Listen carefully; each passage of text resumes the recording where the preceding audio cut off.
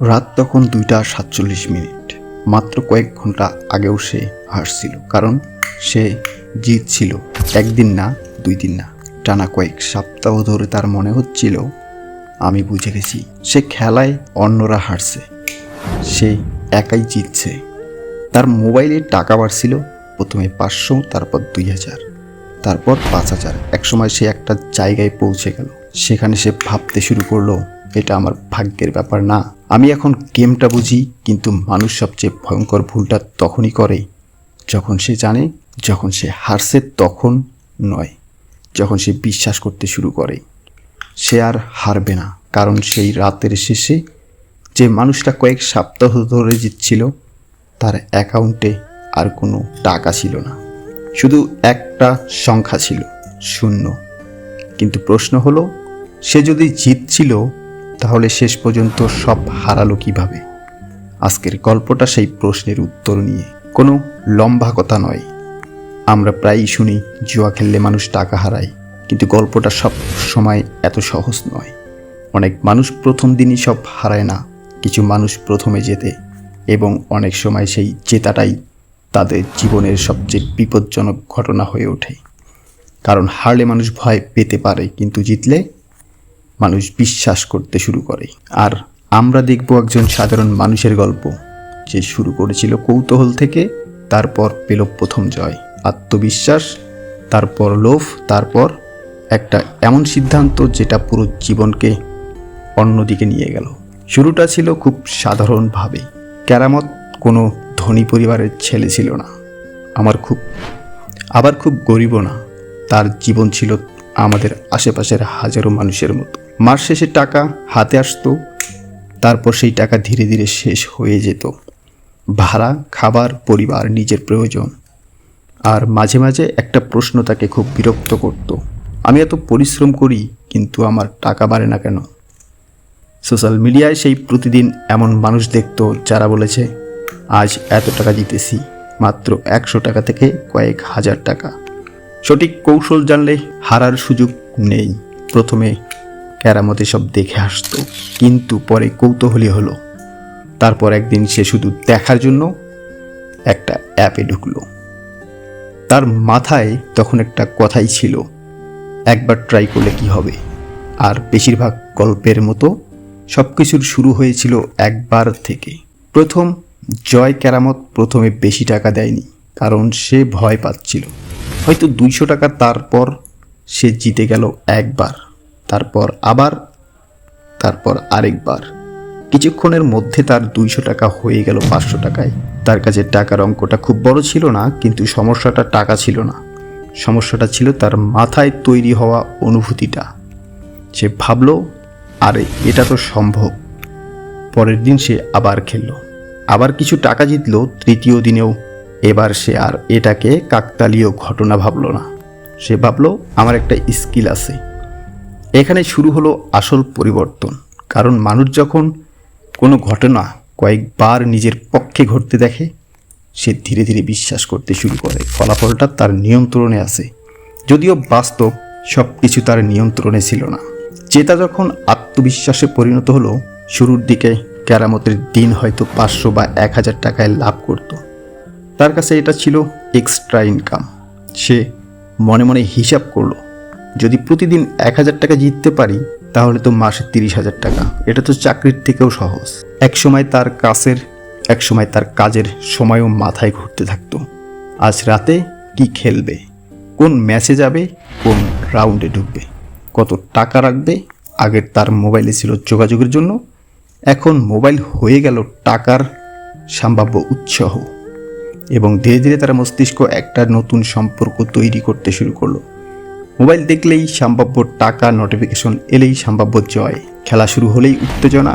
এখন আর সে শুধু টাকা জেতার জন্য খেলছিল না, সে খেলছিল সেই অনুভূতিটার জন্য। সবচেয়ে বড় ভুল ছিল, আমি এখন বুঝে গেছি।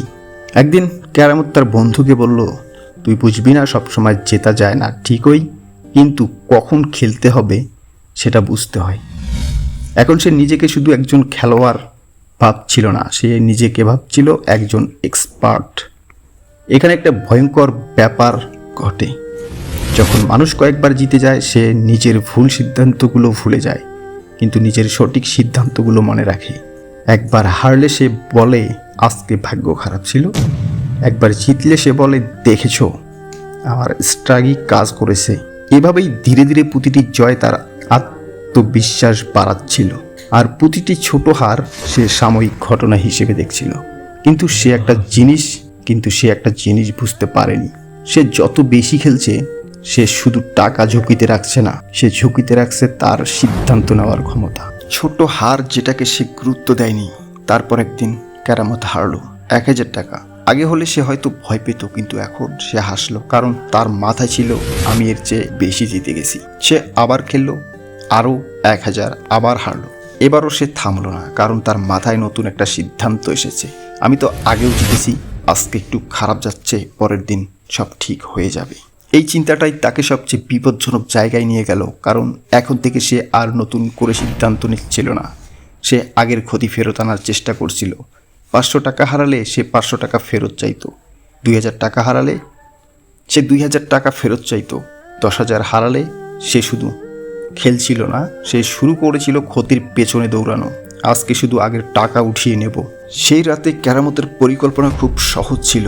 সে ভাবল আজ নতুন করে লাভ করব না, শুধু যেটা হারিয়েছি সেটা ফেরত নেব। কিন্তু সমস্যাটা ছিল ক্ষতি ফেরত নেওয়ার চেষ্টা করতে করতে তার সিদ্ধান্ত বদলে যেতে শুরু করলো। আগে সে 500 টাকা দিয়ে শুরু করত, এখন দিল 2000 টাকা। হারলো এবার 5000 টাকা, কারণ তার মনে হলো একবার জিতলেই সব রিকভার হয়ে যাবে। তারপর আরেকবার হার। এখন তার মাথায় কাজ করছে না, সে হিসাব করছে না সে কত হারিয়ে, সে শুধু ভাবছে আরেকবার আর একবার। এভাবেই আরেকবার কথাটা সেই দিন রাতে কতবার বলা হয়েছিল সেটা সে নিজেও জানতো না। সব কিছু বদলে যাওয়া রাত 12টার দিকে সে ভাবছিল আজকের লস রিকভার করে ঘুমাবে। রাত 1টার দিকে সে ভাবছিল আর একটু চেষ্টা করলে হবে। রাত 2টার দিকে সে আর জেতার কথা ভাবছিল না, সে শুধু চাইছিল হারাটা থামুক। কিন্তু তখন অনেক দেরি হয়ে গেছে, কারণ তার সিদ্ধান্ত এখন আর শান্ত অবস্থায় নেওয়া হচ্ছে না। প্রতিটি হার তার পরবর্তী সিদ্ধান্তকে আবেগীয় করে তুলেছিল, আর আবেগ যখন সিদ্ধান্ত নিয়ন্ত্রণ করে মানুষ এমন কাজও করতে পারে যেটা কয়েক ঘন্টা আগে সে কখনোই করতো না। কেরামত তার সেভিংস থেকে টাকা নিল, তারপর আরও টাকা। শেষবার সে স্ক্রিনের দিকে তাকিয়েছিল, তার ব্যালেন্স ধীরে ধীরে একটা জায়গায় এসে থামলো। কোনো এক্সপ্লেশন হয়নি, কেউ দরজায় এসে দাঁড়ায়নি, কোনো ড্রামিক মিউজিক বাজেনি। ঘরটা আগের মতোই ছিল, কিন্তু কেরামত আগের মতো ছিল না, কারণ কয়েক সপ্তাহ ধরে মানুষটা ভাবছিল আমি জিতেছি। সে এখন বুঝতে শুরু করেছে সে হয়তো কখনোই পুরো পরিস্থিতি নিয়ন্ত্রণে ছিল না।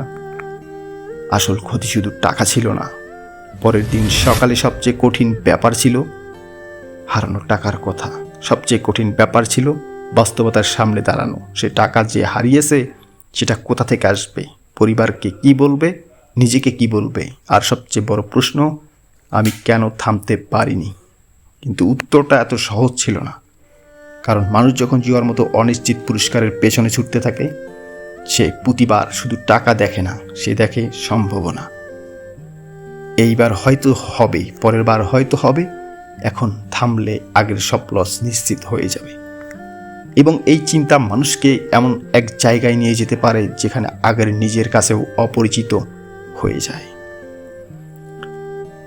সবচেয়ে ভয়ঙ্কর সত্য, কেরামতের সবচেয়ে বড় ভুল কি ছিল? সে খেলছিল, হয়তো সে বেশি টাকা দিয়েছিল, হয়তো, কিন্তু তার সবচেয়ে বড় ভুল ছিল অন্য জায়গায়। সে বিশ্বাস করেছিল কয়েকবার জেতা মানেই সে নিরাপদ, কিন্তু কয়েকবার সফল হওয়া সবসময় কোনো সিস্টেমকে নিয়ন্ত্রণ করার প্রমাণ রাখে না। জীবনের অনেক বড় বিপদ শুরু হয় যখন আমরা একটা ভালো ফলাফলকে দেখি, ধরে নেই ভবিষ্যৎ একই ফলাফল আসবে। কেরামত প্রথমে হারেনি, প্রথমে জিতেছিল। তার সেই জেতা তাকে এমন একটা আত্মবিশ্বাস দিয়েছিল যেটা শেষ পর্যন্ত তাকে থামতে দেয়নি। তাই কখনো কখনো একটা প্রশ্ন, মানুষ কেন হারে, এটা নয়, আসল প্রশ্ন হলো মানুষ জেতার পর কেন আবার বেশি ঝুঁকি নেয়। এই গল্পে কেরামত একজন মানুষ, কিন্তু তার জায়গায় থাকতে পারে আমি, আপনি, আপনার বন্ধু, আপনার ভাই। অথবা এমন কেউ যে আজও ভাবছে আমি তো এখনো কন্ট্রোলে আছি, কিন্তু কখন কন্ট্রোল হারিয়ে যায় সে অনেক সময় বোঝা যায় না। যখন ফিরে আসার রাস্তা অনেক কঠিন হয়ে যায়, মনে রাখবেন সব হারার গল্প শুরু হয় না প্রথম হার দিয়ে, কিছু গল্প শুরু হয় প্রথম জয় দিয়ে। কারণ প্রথম হার আপনাকে ভয় দেখাতে পারে, কিন্তু প্রথম জয় আপনাকে বিশ্বাস করতে বাধ্য করে যে আপনি আর হারবেন না। আর ঠিক সেই বিশ্বাসের মুহূর্ত থেকেই শুরু হয় সবচেয়ে বড় পতন। আপনি যদি কখনো এমন কাউকে দেখে থাকেন যে প্রথমে জিতেছিল, তারপর ধীরে ধীরে সব হারিয়েছে, তাহলে এই ভিডিওটা তার কাছে পৌঁছে দিন। কারণ কখনো কখনো একটা গল্প শুধু গল্প নয়, কারোর জন্য এটা হতে পারে থামারও শেষ সুযোগ।